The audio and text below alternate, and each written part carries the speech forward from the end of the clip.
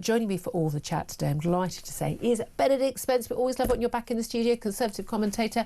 Thank you so much for joining us today. I want to get a brief comment from you on this before we talk to our first guest, Jim Gamble. We're going to talk to him very early, but talking about the one-in, one-out deal. I mean, it was a farce the day it was announced. It was a farce until anyone got deported. It was a farce when the first two, what was it? One person got deported.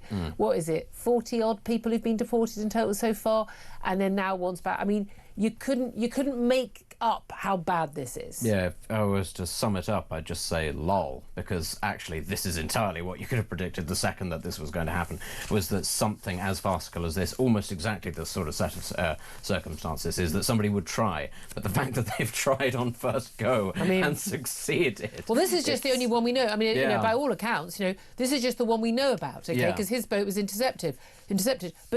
But how do we know that another one hasn't already done it? Almost certainly others will have done it, and they're going to keep doing it. And frankly, I don't see it then how this policy is sustainable. If so early on, such a small, mundane, meagre policy can be shown to be completely useless, and the border security in France can be shown to be not taking this particularly seriously.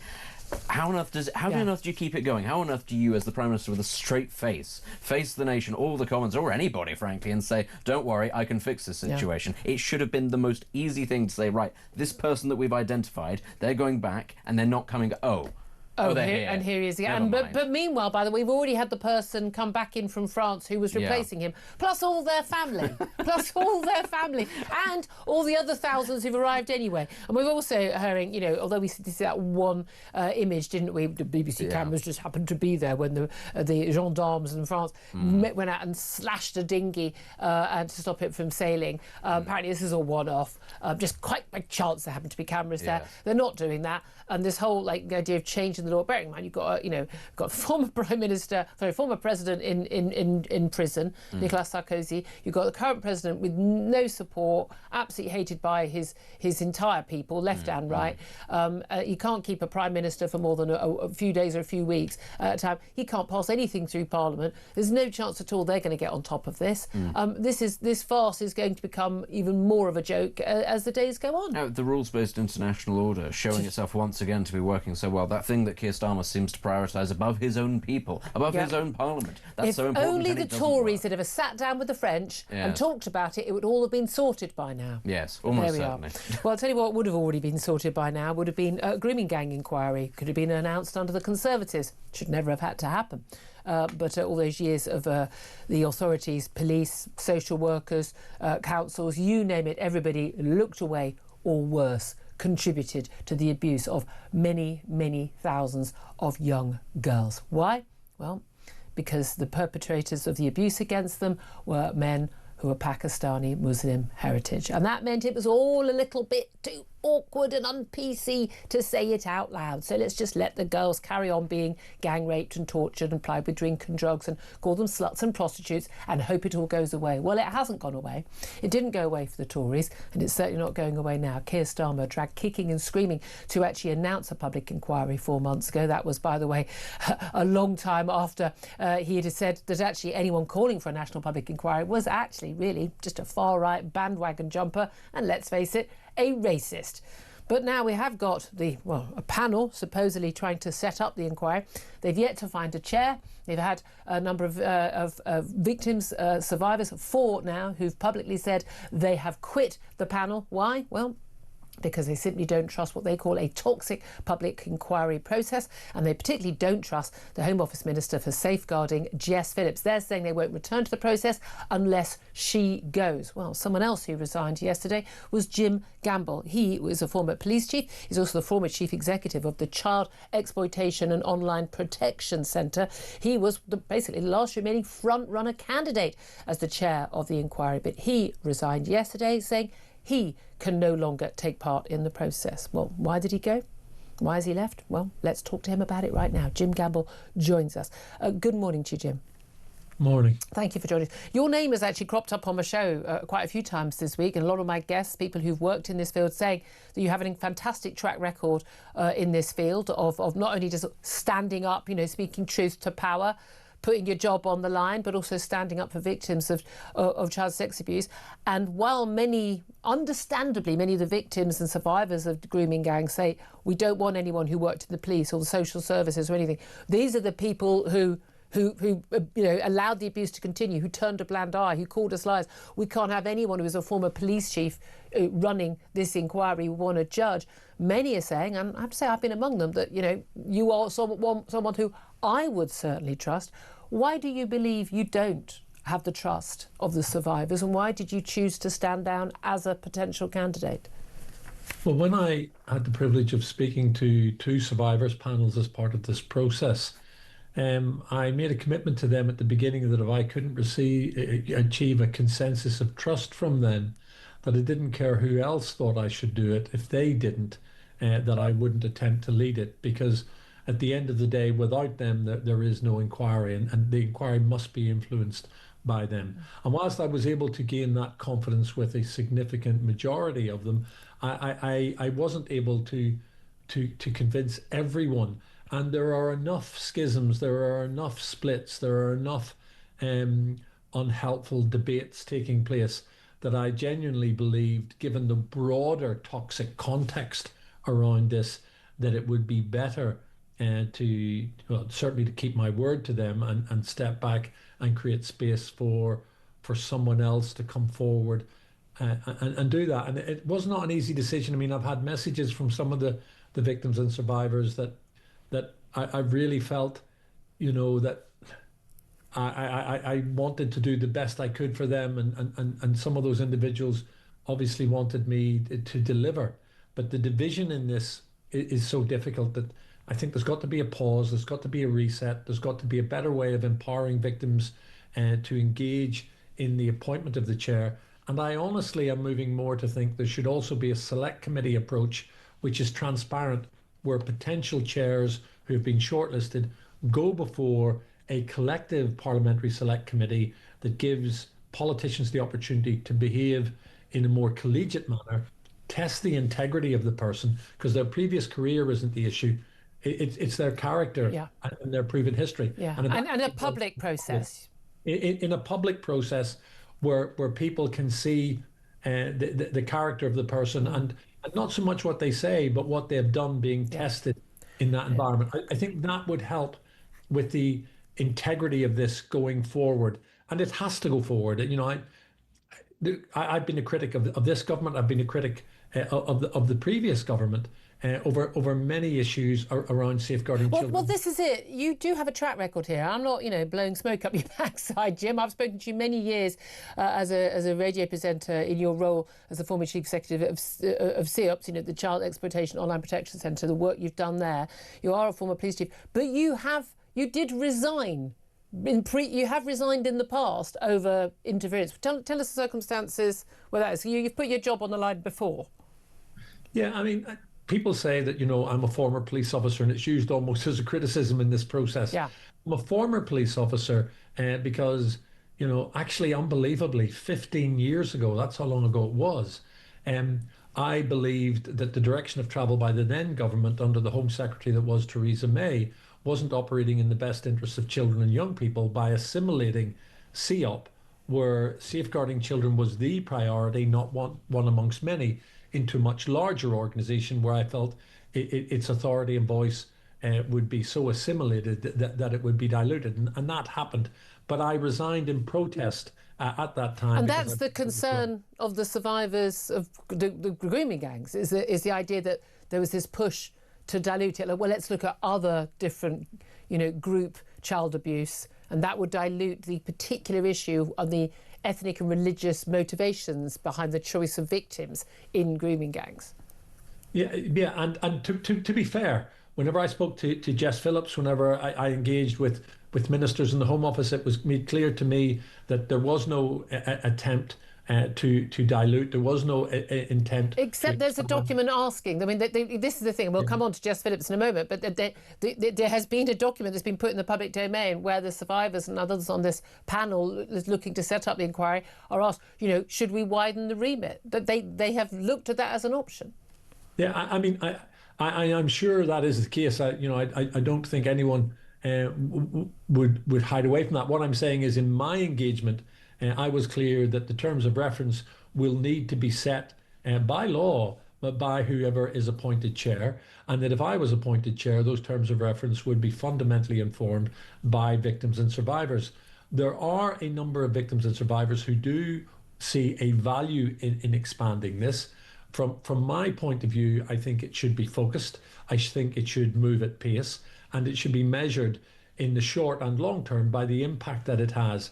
So it was a real loss to the victims and survivors panel to lose 4 people who brought their lived experience in a very courageous way to it. And I think losing Fiona Goddard, who's someone that I have followed in media. One of the survivors, one of the survivors who really has been courageous in, unpacking what happened to them, setting aside their anonymity, and showing a generosity of spirit. But what she said in her letter was that, they were, the consultation document in which they were asked whether the inquiry could take a broad approach, completely and utterly proved that Jess Phillips, the safeguarding minister at the Home Office, was lying when she said there had been no attempt to do this.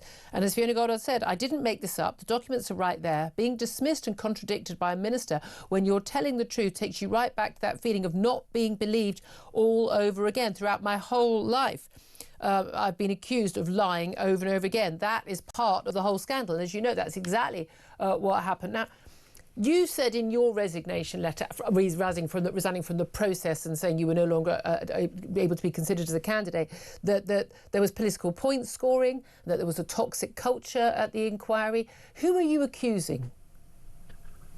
Well, I'm basically looking at the politicians who have used victims as a political football in the House of Commons, rather than getting into a room where they engage with one another on the basis of the overarching enthusiasm and appetite that all of them have for this inquiry now. It took too long to get here, but we are here now. The Home Secretary and the Prime Minister have made clear in their statements that this is going to go forward. It's not going to be diluted. So I think echoing victims' voices is absolutely right, but echoing them and weaponizing them from one political party against another is just not helpful, because none of them have covered themselves in glory. True. I genuinely think they need to get into a room together, all of the parties, say, look, the principle we agree on is there needs to be an inquiry. How can we collaborate and lead by example so that there is a cross-party approach to this?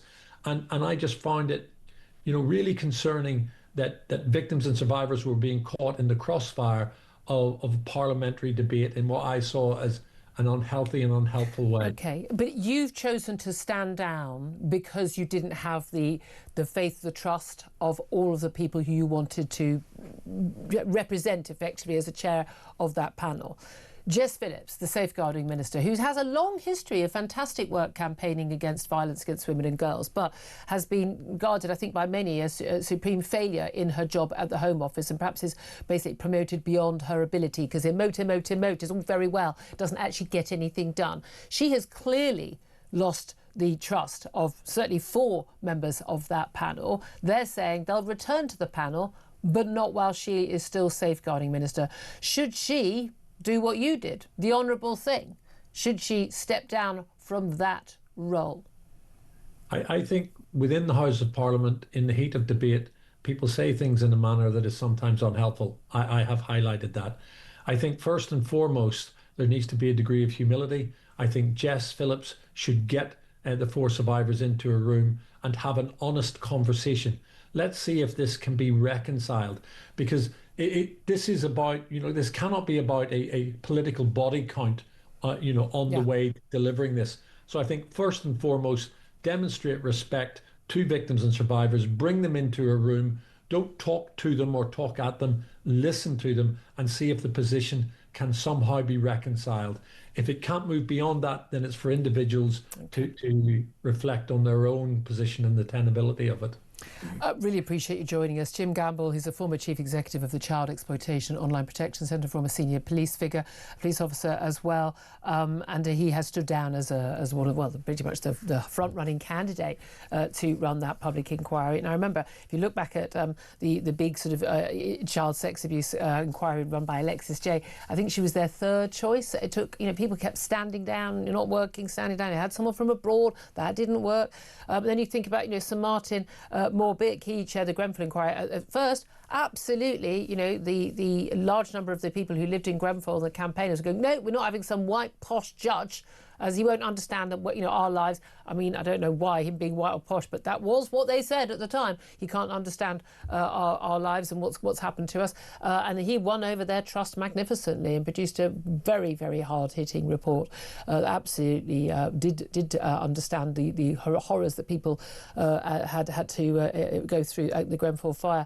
Benedict Spence, listening to everything that Jim Gamble said, I mean, he's clearly choosing his words very carefully. There's no doubt at all about that. But do you think, that Jess Phillips can keep her job? And again, it shouldn't be about political point scoring, because this is the only people that matter are the grooming gang victims.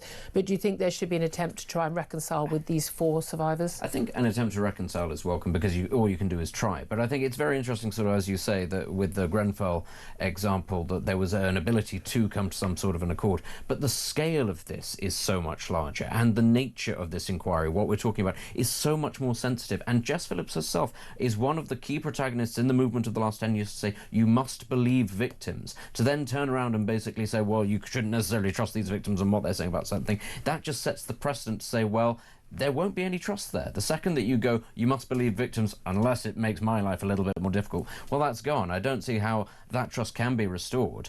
And I think, as I say, given the sensitive nature and the scale of this, I think that the government can't be seen to be pulling punches or cutting corners or trying to strong-arm people into accepting people on a commission that they don't want. No, that indeed. will bring up bad memories. It's interesting how many people, and we had callers yesterday saying, look, the answer is someone from abroad. I really, really think that would be quite a statement about this country. We don't have anybody who could be entrusted on this. And the people saying it has to be a woman and things like that.